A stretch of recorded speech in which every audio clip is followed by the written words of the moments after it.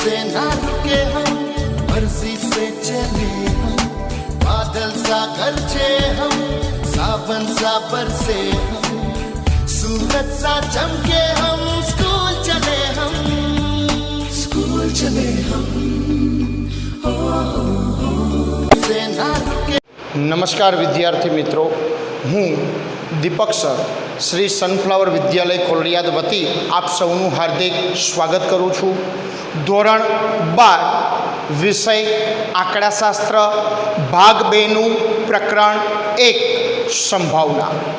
મિત્રો, અગાઉના વિડીયોમાં આ સંભાવના પ્રકરણની થિયરીનો અભ્યાસ સંપૂર્ણ આપણે કરી ગયા।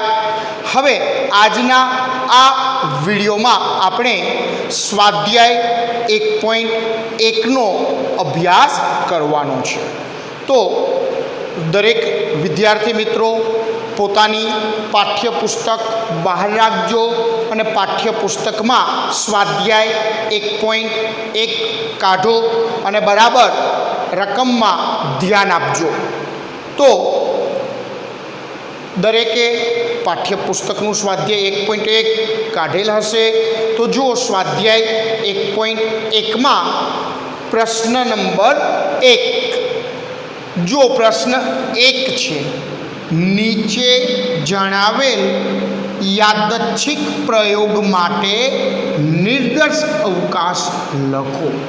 અને આ પહેલા પ્રશ્નમાં જુદા જુદા 3 પ્રશ્નો આપેલા છે। જુઓ, પણ એની સૂચના બરાબર ધ્યાનથી જુઓ કે આપણને નીચે જુદા જુદા 3 યાદચ્છિક પ્રયોગ આપેલા છે અને આ યાદચ્છિક પ્રયોગ માટે આપણે નિર્દેશ અવકાશ લખવાનો છે। તો જુઓ, પહેલો પ્રશ્ન એટલે કે પ્રયોગ 1 જે આપેલો છે, એક સમતોલ સિક્કાને 3 વખત ઉછાળવામાં આવે। હવે મિત્રો ધ્યાન આપજો, નિર્દેશ અવકાશ લખતા પહેલાં એના માટેની જે પાયાની જરૂરી બાબતો છે એને પહેલાં આપણે સમજી લઈએ। અગાઉ નિર્દેશ અવકાશ એટલે શું છે એનો અભ્યાસ આપણે કરેલો છે। નિર્દેશ અવકાશના પ્રકારો પણ આપણે સમજી ગયા છીએ। પણ મિત્રો ધ્યાન આપજો, નિર્દેશ અવકાશના અર્થમાં આપણે જોયું કે કોઈ પણ યાદચ્છિક પ્રયોગ છે એના શક્ય તમામ પરિણામોનો ગણ એટલે નિર્દેશ અવકાશ કહેવાય, જેને સંકેતમાં કેપિટલ યુ વડે દર્શાવવામાં આવે છે। આવું અગાઉ આપણે શીખી ગયા છીએ। તો કોઈ પણ યાદચ્છિક પ્રયોગ છે એનો જો નિર્દેશ અવકાશ લખવો હોય તો જો આપણને એના કુલ શક્ય પરિણામો કેટલા છે એની જાણ થઈ જાય તો આ નિર્દેશ અવકાશ લખવો સરળ બની જાય। જો મિત્રો ફરી વખત ધ્યાન આપજો, શું કહું છું, કોઈ પણ પ્રયોગ છે એના શક્ય પરિણામો કેટલા છે એની જાણ થઈ જાય આપણને તો નિર્દેશ અવકાશ લખવો સરળ થઈ જાય। તો જે આખું આ પ્રકરણ છે એ આખા પ્રકરણ માટે નિર્દેશ અવકાશના શક્ય પરિણામો કેટલા છે એ જાણવા માટે 3 અગત્યના મુદ્દાઓ ઉપર ધ્યાન આપવાનું છે। 1, મિત્રો બરાબર ધ્યાનથી સાંભળજો, કોઈ પણ પ્રયોગ છે એના નિર્દેશ અવકાશના શક્ય પરિણામો કેટલા છે એ માટે આ 3 અગત્યના મુદ્દાઓ જો તમે ધ્યાનમાં રાખશો તો સરળતાથી નક્કી કરી શકશો। તો પહેલું, જો સિક્કા કે પાસાનો પ્રયોગ હોય તો ઘાતનો ઉપયોગ કરો। જો મિત્રો પહેલું શું, સિક્કા કે પાસાનો પ્રયોગ હોય તો ઘાતનો ઉપયોગ કરવાનો। હવે ઘાતનો ઉપયોગ એટલે કેવી રીતે સમજો, આપણે સૌ સારી રીતે જાણીએ છીએ કે સિક્કાના શક્ય 2 પરિણામ છે અને પાસાના શક્ય 6 પરિણામ છે। એટલે જો સિક્કાનો પ્રયોગ હોય તો 2ની ઘાત કરવાની અને પાસાનો પ્રયોગ હોય તો 6ની ઘાત કરવાની, કારણ કે સિક્કાના 2 શક્ય પરિણામ છે એટલે 2ની ઘાત, પાસાના શક્ય પરિણામ 6 છે એટલે 6ની ઘાત. હવે પ્રશ્ન એ થાય કે કેટલી ઘાત?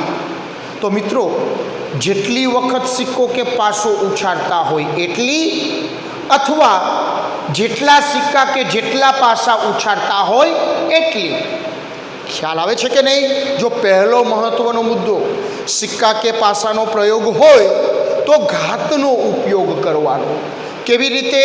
સિક્કાનો પ્રયોગ હોય તો 2ની ઘાત, પાસાનો પ્રયોગ હોય તો 6ની ઘાત. પણ કેટલી ઘાત કરવાની? જેટલી વખત સિક્કો કે પાસો ઉછાળતા હોય એટલી, અથવા જેટલા સિક્કા કે જેટલા પાસા ફેંકતા હોય એટલી. આ પહેલો મુદ્દો ક્લિયર થઈ ગયો. પછી બીજો મુદ્દો, જો યાદચ્છિક પ્રયોગમાં પસંદગી કરવાની હોય તો સંચયનો ઉપયોગ કરવો. યાદચ્છિક પ્રયોગમાં પસંદગી હોય તો પસંદગી માટે સંચય, એટલે ધોરણ 11માં શીખી ગયા છીએ, કેપિટલ NCN એનો ઉપયોગ થશે. ટૂંકમાં પસંદગી હોય તો સંચયનો ઉપયોગ કરવાનો. અને ત્રીજો મહત્વનો મુદ્દો, જો યાદચ્છિક પ્રયોગમાં ગોઠવણી કરવાની હોય તો ક્રમચયનો ઉપયોગ કરવાનો. ક્રમચય એટલે કે NPR. આ પણ ધોરણ 11માં આપણે સમજી ગયા છીએ, એટલે કે જે આપણે ફેક્ટોરિયલથી ઓળખીએ છીએ. ટૂંકમાં આ 3 અગત્યના મુદ્દાઓ જો તમને યાદ હશે તો કોઈ પણ પ્રયોગ માટે એ પ્રયોગના શક્ય પરિણામો કેટલા છે એ સરળતાથી તમે નક્કી કરી શકશો. સમજાય છે પહેલાં તો આ? હવે જોઈએ આપણે જુદા જુદા પ્રયોગ. પણ મિત્રો હા ધ્યાન આપજો, ઘણા પ્રયોગ એવા હશે કે જેમાં આનો ઉપયોગ આપણે કરવાનો નથી, પણ એ પ્રયોગ એવો હશે કે જેના શક્ય પરિણામોની સરળતાથી આપણે નક્કી કરી શકતા હોય. તો આવા પ્રયોગોની અંદર આ જે અગત્યના 3 મુદ્દાઓ આપેલા છે એનો ઉપયોગ આપણે કરીશું નહીં, પણ મોટા ભાગના પ્રયોગોમાં આ 3 મુદ્દાનો ઉપયોગ કરવાથી એના શક્ય કુલ કેટલા પરિણામો છે એની સરળતાથી આપણને જાણ થઈ જશે. જોઈએ મિત્રો કેવી રીતે? ધ્યાન આપો. જો પહેલો પ્રશ્ન છે, એટલે કે અહીંયા આપણે નિર્દેશ અવકાશ લખવાનો છે અને જુદા જુદા 3 પ્રયોગો આપેલા છે. તો એમાંનો પહેલો પ્રયોગ, એક સમતોલ સિક્કાને 3 વખત ઉછાળવામાં આવે. તો મિત્રો એટલું તો સ્પષ્ટ છે કે જે આ આપેલ છે એ યાદચ્છિક પ્રયોગ છે. હવે જો આ યાદચ્છિક પ્રયોગનો નિર્દેશ અવકાશ લખવાનો છે તો સૌ પહેલાં પ્રયોગ જોઈએ. જવાબ કેવી રીતે આપવો? તો જો હમણાં મેં વાત કરી કે જુઓ તો પ્રયોગ શેનો છે? તો સ્પષ્ટ છે કે એક સમતોલ સિક્કો. જો સિક્કાનો પ્રયોગ છે, સિક્કાનો પ્રયોગ છે માટે કુલ શક્ય પરિણામો શોધવા ઘાતનો ઉપયોગ કરશું. અને સિક્કો છે એટલે 2ની ઘાત કરશું. પણ 2ની ઘાત કેટલી થશે? તો કે જુઓ અહીંયા 3 વખત ઉછાળવામાં આવે છે એટલે 2ની 3 ઘાત કરશું. જુઓ કેવી રીતે લખાય, ધ્યાન આપજો. એક સમતોલ સિક્કો 3 વખત ઉછાળવાના યાદચ્છિક પ્રયોગના નિર્દેશ અવકાશના કુલ શક્ય પરિણામો. મિત્રો જે આ કુલ શક્ય પરિણામ છે એને કુલ પ્રાથમિક પરિણામો પણ કહી શકાય. તો જુઓ સિક્કો, જો અહીંયા જે પ્રયોગ છે તો લખવાની રીત ઉપર ધ્યાન આપજો. પ્રયોગ કયો છે? તો કે એક સમતોલ સિક્કો 3 વખત ઉછાળવો. માટે જો કઈ રીતે લખાય? એક સમતોલ સિક્કો 3 વખત ઉછાળવાના યાદચ્છિક પ્રયોગના નિર્દેશ અવકાશના કુલ શક્ય પરિણામો, જેને આપણે કહેશું n. અગાઉ શીખેલા છીએ ને કે કુલ શક્યકો કે કુલ પ્રાથમિકો n બરાબર. હવે જો આ n કેવી રીતે મળે? તો કે જુઓ હમણાં વાત કરી એમ કે સિક્કો છે એટલે 2ની ઘાત, જો 3 વખત ઉછાળવાનું એટલે 2ની 3 ઘાત. તો જો 2ની 3 ઘાત કરો જવાબ આવે 8. તો તો જો આમાં સ્પષ્ટ છે કે આ પ્રયોગના કુલ શક્ય પરિણામ 8 છે. તો જે આ 8 પરિણામોનો ગણ છે એને નિર્દેશ અવકાશ કહેવાય. આવું તો સમજી જ ગયા છીએ. તો જો આપણને ખ્યાલ આવી ગયો કે 8 પરિણામ, તો નિર્દેશ અવકાશ લખવો સરળ થઈ જશે. તો હવે અહીંયા લખીએ નિર્દેશ અવકાશ, જેનો સંકેત છે u બરાબર ગણ એટલે છગડીયા કૌંસમાં લખશું. તો તમે જ વિચારો કે 3 સિક્કા છે. તો જુઓ મિત્રો, શાંતિથી વિચારો 8 પરિણામો કયા હોય? તો બહુ સ્પષ્ટ છે કે ત્રણેય વખત રાજા મળે. જો અહીંયા દર્શાવ્યું નથી પણ ધ્યાન આપજો, જે રાજા છે ને એને આપણે સંકેતમાં h વડે દર્શાવીશું, અને સિક્કા પર કાંટા મળે તો એને આપણે સંકેતમાં t વડે દર્શાવીશું. તો 3 વખત સિક્કો ઉછાળવાનો છે, તો સૌ પહેલાં તો ત્રણેય વખત રાજા મળે એટલે 3 વખત રાજા એટલે પરિણામ થશે h h h. આ એક પરિણામ. તો બીજી વખત એવું બને કે એક વખત કાંટા મળે અને 2 વખત રાજા મળે એટલે કે t h h. પછી એવું પણ બની શકે કે 2 વખત કાંટા મળે અને 1 વખત રાજા મળે એટલે t t h. પછી એવું બની શકે કે જો અહીંયા તમારે સ્થાન બદલવાના છે મિત્રો. હવે h t h ટૂંકમાં સ્થાન બદલાઈ ગયા. એવી જ રીતે ત્રણેય વખત કાંટા એટલે ટી ટી ટી. તો એમાં જો h T T T h T અને ટી ટી h છગડીયો કૌંસ પૂરો. જો પરિણામ 1 2 3 4 5 6 7 8. એટલે કે જો આ આપણને ખ્યાલ હોય તો પરિણામ સરળતાથી લખી શકીએ. અને એનો ગણ એટલે નિર્દેશ અવકાશ કે જે અહીંયા આપણને પૂછેલ છે. ખ્યાલ આવે છે કે નહીં? બરાબર. તો હવે બીજો નિર્દેશ અવકાશ, જે બીજો પ્રયોગ છે એનો નિર્દેશ અવકાશ જોઈએ. તો જુઓ રકમમાં બરાબર ધ્યાન આપજો. બીજો પ્રયોગ છે 6 બાજુવાળો એક સમતોલ પાસો. 6 બાજુવાળો એક સમતોલ પાસો અને એક સમતોલ સિક્કાને એક સાથે ઉછાળવામાં આવે. જુઓ મિત્રો, બીજો જે પ્રયોગ છે શું કીધું? 6 બાજુવાળો એક સમતોલ પાસો. જો પ્રયોગમાં પાસો છે અને એક સમતોલ સિક્કો, ટૂંકમાં પાસો ને સિક્કો જ છે પ્રયોગમાં. તો આપણે હમણાં વાત કરી 3 મહત્વના મુદ્દા n શોધવા માટે.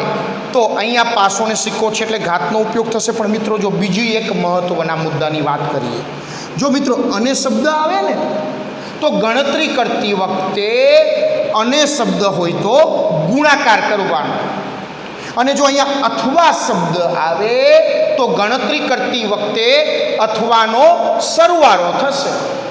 બરાબર ધ્યાન આપજો. અને માટે ગણતરીમાં ગુણાકાર, અથવા આવે તો ગણતરીમાં પ્લસ એટલે કે સરવાળો. અને જો સંકેત મૂકવાનો હોય તો અનેનો સંકેત થશે છેદ, અથવાનો સંકેત થશે યોગ. તો અગત્યના મુદ્દાઓમાં એક આ સમાવેશ કરી લેજો મિત્રો ફરી એક વખત. અને શબ્દ માટે ગણતરીમાં ગુણાકાર થશે અને સંકેતમાં છેદ થશે. અથવા શબ્દ માટે ગણતરીમાં સરવાળો થશે અને સંકેતમાં યોગ થશે. સમજાય છે ને? તો હવે જુઓ અહીંયા સૌ પહેલાં તો આપણે આ પ્રયોગ જે છે એ પ્રયોગના કુલ શક્ય પરિણામ કેટલા છે એ શોધી લઈએ તો આપણને સરળતાથી નિર્દેશ અવકાશ મળી જશે. તો પહેલાં તો પ્રયોગના કુલ શક્ય પરિણામો આપણે શોધીએ. તો અહીંયા હમણાંની જેમ જો લખવામાં કે પ્રયોગ શું છે તો કે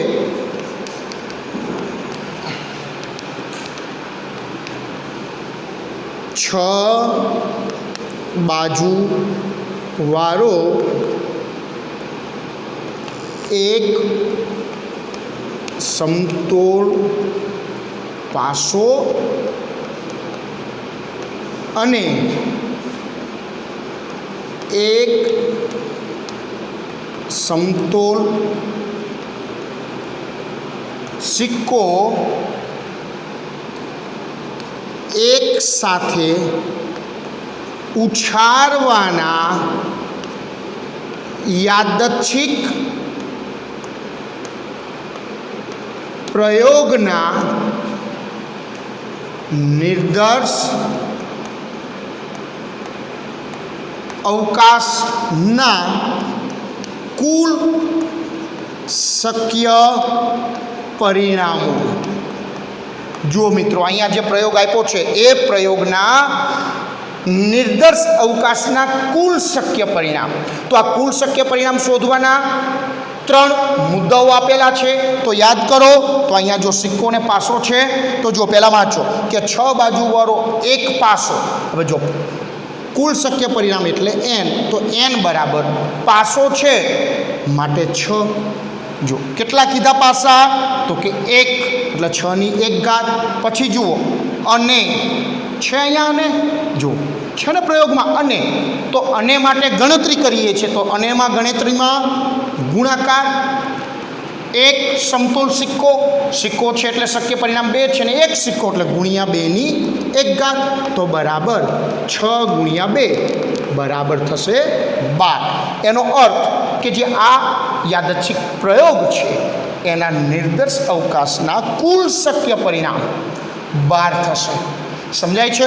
તો હવે જો 12 આપણને ખ્યાલ આવી ગયો કે 12 પરિણામ છે, તો નિર્દર્શ અવકાશ લખવો સરળ બની જશે.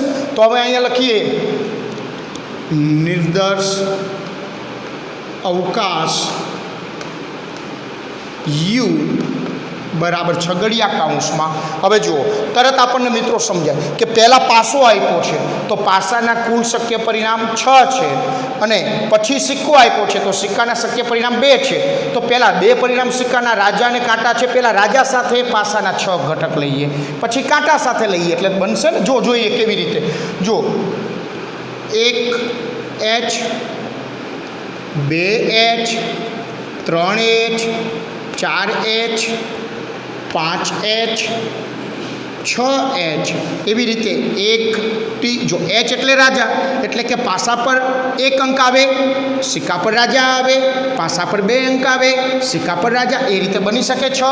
એવી રીતે પાસા પર 1 અંક આવે ને સિક્કા પર કાંટા. 1T 2T 3T 4T 5T અને 6T. છગડીયો કૌંસ પૂરો.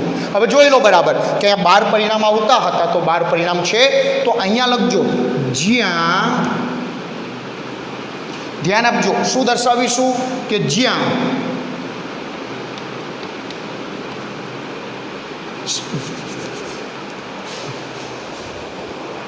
આમ તો અહીંયા આપણે ન દર્શાવી તો ચાલે, બાકી દર્શાવવું તો એવું દર્શાવી શકાય કે જ્યાં 1 2 3 4 5 6 એ પાસા પર મળતા અંકની સંખ્યા છે, અને H અને T એ સિક્કા પર મળતા રાજા કે કાંટાના સંકેત છે. પણ અહીંયા આપણે દર્શાવતા નથી, પણ જોઈ શકાય છે કે નિર્દર્શ અવકાશ યુ આ થશે. ખ્યાલ આવે છે કે નહીં? હવે ત્રીજો જે છે, ધ્યાન આપજો ત્રીજા પ્રયોગમાં. તો જો ત્રીજા પ્રયોગમાં શું કહે છે કે ABCDE એમ 5 વ્યક્તિઓમાંથી 2 વ્યક્તિઓ યાદચ્છિક રીતે પસંદ કરવામાં આવે. હવે મિત્રો ધ્યાન આપજો, ABCDE એમ 5 વ્યક્તિમાંથી 2 વ્યક્તિઓ યાદચ્છિક રીતે પસંદ કરવામાં આવે. રકમ છે કે નહીં બહુ સ્પષ્ટ?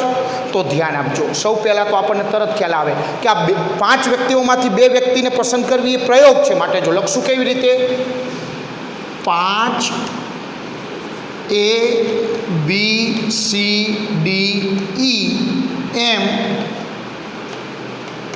5 વ્યક્તિઓમાંથી 2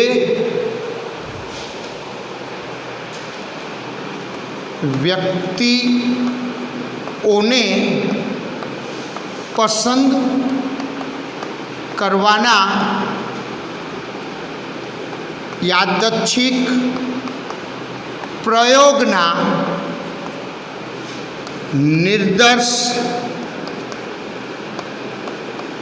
અવકાશના કુલ શક્ય પરિણામો. જો હમણાં આમાં જોયું એ જ રીતે કોઈ પણ દાખલામાં પ્રયોગ છે એને આ જ રીતે આ શબ્દો વડે લખવામાં આવશે. તો આમ અહીંયા રકમમાં કીધું છે કે ABCDE એમ 5 વ્યક્તિઓમાંથી 2 વ્યક્તિઓને યાદચ્છિક રીતે પસંદ કરવામાં આવે. તો અહીંયા પ્રયોગ થયો ABCDE એમ 5 વ્યક્તિઓમાંથી 2 વ્યક્તિઓને પસંદ કરવાના યાદચ્છિક પ્રયોગના નિર્દેશ અવકાશના કુલ શક્ય પરિણામો, જેને કહેશું n. તો જો n ની કિંમત શોધવા 3 મુદ્દાઓ આપેલા. તો જો આ પ્રયોગમાં સિક્કો છે તો કે ના, પાસો છે તો કે ના. તો જોઈ શકાય છે કે આ પ્રયોગમાં પસંદગી છે. હવે મિત્રો આપણે શીખી ગયા હતા પસંદગી 2 પ્રકારે થાય, પુરવણી સહિત અને પુરવણી રહિત. હવે જો અહીંયા પસંદગી કઈ રીતે છે એની સ્પષ્ટતા છે તો કે રકમમાં કોઈ સ્પષ્ટતા નથી. તો જ્યારે પસંદગીની કોઈ સ્પષ્ટતા ન હોય ત્યારે આ પસંદગી આપણે પુરવણી રહિત કરવાની. એટલે કે જ્યારે પસંદગી કઈ રીતે છે એ ન કે રકમમાં, તો પુરવણી રહિત એટલે કે NCNનો ઉપયોગ કરવાનો. તો અહીંયા n બરાબર જો n એટલે 5 માંથી 2 તો 5C2 તો બરાબર 5 ગુણ્યા 4 છેદમાં 2 ગુણ્યા 1 એટલે કે 5C2 એટલે 5 ને અહીંયા 2 છે એટલે 5 ને ઉતરતા ક્રમમાં 2 પદ સુધી લખવાના. એટલે જો 5 ગુણ્યા 4 છેદમાં 2 ને 1 સુધી ઉતરતા ક્રમમાં સંચયમાં આપણે શીખી ગયા છીએ આ. તો બરાબર 20 ના છેદમાં 2 તો બરાબર 10. એટલે કે આ પ્રયોગ છે એ પ્રયોગના કુલ શક્ય પરિણામ 10 છે. તો હવે નિર્દેશ અવકાશ લખવો સરળ થઈ ગયો ને. તો જોઈએ અહીંયા નિર્દેશ અવકાશ જેને આપણે કહીશું U બરાબર છગડિયા કૌંસમાં. હવે જો આ 10 મિત્રો પસંદગી જ્યારે હોય ત્યારે ધ્યાન આપજો. જો કોણ છે ABCDE આ 5 છે. તો પરિણામો કેવી રીતે લખવા? જો કેટલાને પસંદ કરવાના છે? 2 ને. એટલે કે એક પરિણામમાં 2 વ્યક્તિ આવશે. તો જો પહેલા AB પછી AC પછી AD AE.